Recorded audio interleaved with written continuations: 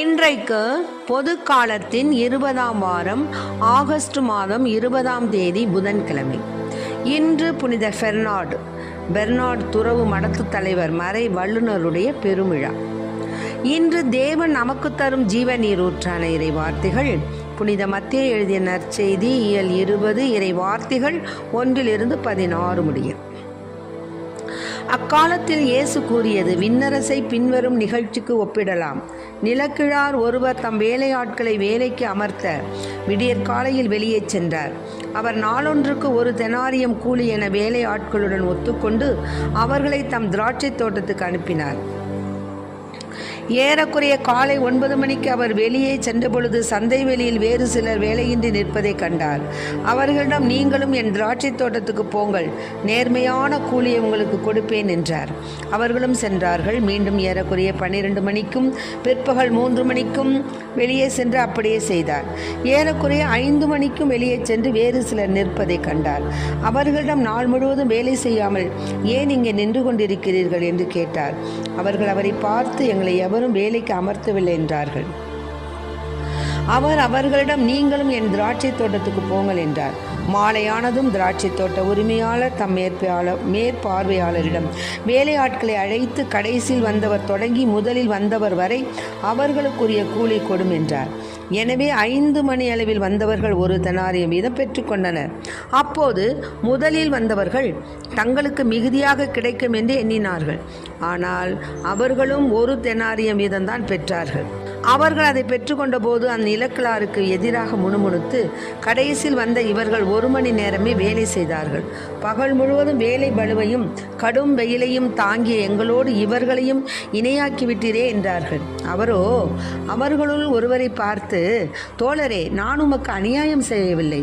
நீர் என்னிடம் 1 தெனாரியம் கூலிக்கு ஒத்துக்கொள்ளவில்லையா? உமக்குரியதை பெற்றுக்கொண்டு போய்விடும். உமக்கு கொடுத்தபடியே கடைசியில் வந்த இவருக்கும் கொடுப்பது என் விருப்பம். எனக்குரியதை நான் என் விருப்பப்படி கொடுக்கக்கூடாதா? அல்லது நான் நல்லவனாய் இருப்பதால் உமக்கு பொறாமையா என்றார்.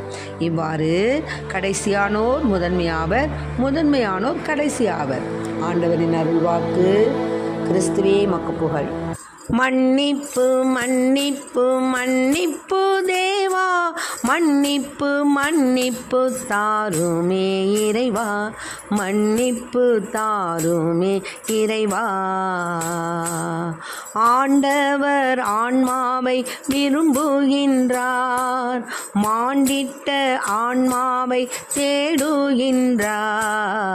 அண்டிடும் பாவிக்கு அருளுகின்றார், நேரில் வேண்டிடும் துரோகிக்கு இறங்குகின்றார். மன்னிப்பு மன்னிப்பு மன்னிப்பு தேவா, மன்னிப்பு மன்னிப்பு தாருமே இறைவா, மன்னிப்பு தாருமே இறைவா. குற்றங்கள் இல்லையே என்று சொன்னால் நம்மை தான் ஏமாற்றி நலிந்திடுவோம். குற்றங்கள் அனைத்தையும் எடுத்து வைத்தால் தேவன் குற்றத்தை மன்னித்து வாழ்வளிப்பார். மன்னிப்பு மன்னிப்பு மன்னிப்பு தேவா, மன்னிப்பு மன்னிப்பு தாருமே இறைவா, மன்னிப்பு தாருமே இறைவா. இன்றைக்கு நம் தேவன் தரும் ஜீவ நீரூற்றான இறை வார்த்தைகளை கேட்டோம். அதாவது, முதல்ல வந்தவனுக்கும் 1 தெனாரியம் அவன் ஒத்துக்கிட்டு, அவன் அந்த காசுக்கு ஒத்துக்கிட்டு தான் அவன் கடைசி வரைக்கும் சாயங்காலம் வரைக்கும் செய்கிறேன்னு ஒத்துக்கிட்டு தான் அவனுக்கு 1 தெனாரியம் கொடுக்குறேன்னு சொன்னான். நிலக்கிழா சரின்னு போயிட்டான். நடுவில் வந்தவன் 3ஆம் மணி 5ஆம் மணி வந்தவனுக்கெல்லாம் அவர் வந்து 1 தெனாரியம் கொடுத்தோன்னா அவனுக்கு கோவம் வந்துருச்சு. நான் காலம்பர்லேருந்து விளைச்சிக்கிட்டு இருக்கிறேன், எனக்கு 1 தெனாரியம், இப்போ வந்தவனுக்கு 1 தெனாரியமான்னு கேட்குறான். அதுக்கு அவர் என்ன சொல்கிறாரு? ஏன் விருப்பம், ஏன் காசு, உனக்கு நான் துரோகம் தர்மம் செய்யலையே, உனக்கு நான் ஒரு தனாரியத்துக்கு பதிலாக நான் பாதி கொடுக்கலையே, உன்ட்ட நான் என்ன சொன்னனோ அதை சொல்லிட்டேன். அது மாதிரி தான் ஏசப்பாவனுடைய அந்த திராட்சை தோட்டத்தில், திருச்சபையில், திரு அவையில் நாம் எப்படி நடக்கிறோங்கிறது தான் முக்கியம். நீ முதலாக நீ ஆண்டாண்டு காலமாக ஆண்டவருக்கு பிரியமுள்ள பிள்ளையாக இருந்தாலும் உனக்கு மோட்சம்தான். நடுவில் ஒருத்தன் எப்படி நல்ல கல்வன் திடீர்னு கடைசியில் ஏசப்பாட்ட மன்னிப்பு கேட்டு அவன் விண்ணகத்துக்கு போனான். அந்த மாதிரி கடைசியாக வரவங்களுக்கும் மன்னிப்பு கொடுத்து அவனை ஏற்றுக்கிறது ஏன் விருப்பம் அப்படிங்கிறத மறைமுகமாக ஏசப்பா விண்ணகத்தில் எப்படி ஆள் சேர்க்கறது அப்படிங்கிறது இந்த மண்ணகத்தில் நான் யாரெல்லாம் மன்னிப்பேன், எப்படிலாம் மன்னிப்பேன், நான் யாருக்கெல்லாம் இரக்கம் தருவேன் அப்படிங்கிறத மறைமுகமாக எடுத்து சொல்கிறார் இந்த ஓமை வாயிலாக. அதனால தான் நோயாம் பொறாமையோடு தோழமை கொள்ள மாட்டேன், ஏனெனில் பொறாமை ஞானத்தோடு உறவு கொள்வது இல்லை என்று ஞானம் சொல்வதாக சாலமோன் ஞானி எழுதியுள்ளார். இயல் 6:23 பொறாமை கொண்ட எவருமே வெற்றி பெற்றதில்லை என்றே மறைநூலின் நிகழ்வுகளில் பார்க்குறோம். இந்த யோசேப்பு இருக்கிறார் இல்லையா, யோசேப்பின் சகோதரர்கள் என்ன பண்ணாங்க, யோசேப்பின் மீது பொறாமை கொண்டாங்க. விளைவு அவங்களே ஒரு நாள் யோசேப்பின் காலில் விழுந்து அவருடைய தயவை தேடினாங்க. அது மாதிரி சவுல் தாவீதின் மீது பொறாமை கொண்டு தாவீதை கொல்ல தேடினார். விளைவு என்னாச்சு, போரில் மாண்டு போனார். ஆனால் பிறரின் பொறாமையிலும் பொறுமையோடு வாழ்ந்த யோசேப்பு, தாவீது போன்றோர் வெற்றி பவனியில மெழிந்தார்கள். அவர்களுடன் ஞானமாகிய கடவுள் நட்பு பாராட்டினார். ஆகவே அன்பு பிள்ளைகளை, இந்த பொறாமைங்கிறது மட்டும் பயங்கரமான வியாதிப்பா, பயங்கரமான பண்புப்பா. நம்மளை முன்னேறவே விடாது, நம்மளை கடவுள் பக்கமே கொண்டே போகாது.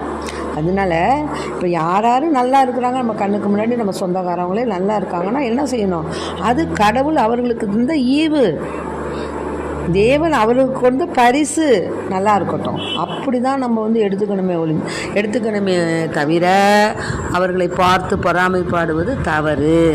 அது மாதிரி தான் எங்கேயும், குடும்பத்துலேயும் சரி, நம்முடைய வேலை செய்யக்கூடிய பணியிடத்துலையும் சரி, எங்கேயும் சரி, பொறாமையை நாம் மனதில் வைக்கக்கூடாது. பொறாமை இருந்தால் நம்ம ஆண்டவரிடத்தில் நம்ம அந்த பண்பு கொண்டு போய் செலுத்தாது, நம்மளை விடாது. ஆகவே அன்பு பிள்ளைகளை, நாம் யார் மீதாவது பொறாமை கொண்டு இருந்தோமானால் அந்த பண்பை இன்றே இப்பொழுதே விட்டு நாம், அது அவர்கள் கடவுளுக்கு கொடுத்த பரிசு, கடவுள் அவர்களுக்கு கொடுத்த ஈவு என்று நாம் அவர்களை நினைக்க வேண்டுமே தவிர. இதில் இன்னொன்று இருக்குது, அதாவது நல்ல பயிர்களோட களையும் சேர்ந்து நல்லா வளரும், பயிர்களை நாசம் பண்ணிக்கிட்டு. ஆனால் தக்க காலத்தில் என்ன ஆகிடும், அந்த பயிர் அந்த களையெல்லாம் தக்க காலத்தில் அதை என்ன செய்வாங்க, அப்படியே விளைந்தாலும் அதனுடைய கோதுமை மணி மண்ணில் விழுந்து மடிந்தால்தான் நல்ல பலன் தருங்கிற மாதிரி கோதுமை மணியை அடித்து குத்த வச்சு போடும்போது அதில் உள்ள பதர்களும் என்ன பண்ணுவீங்க, எல்லாத்தையும் அடித்து பிச்சு போட்டுருவாங்க. ஆகவே அன்பு பிள்ளைகளை, நாம் இவ்வளோ டெய்லி கோயிலுக்கு போகிறோம், நல்லா செய்கிறோம், கடவுளுடைய கட்டளையை அனுசரிக்கிறோம், நாம் இப்படியே தான் இருக்கிறோம். அந்த அவனை பாரு, கோயிலுக்கே போக மாட்டான், ஆனால் அவன் பாரு அவன் நல்லா இருக்கான் அப்படின்னு நம்ம நினைப்போம். தவறு. அவனவனுக்கு ஆண்டவர்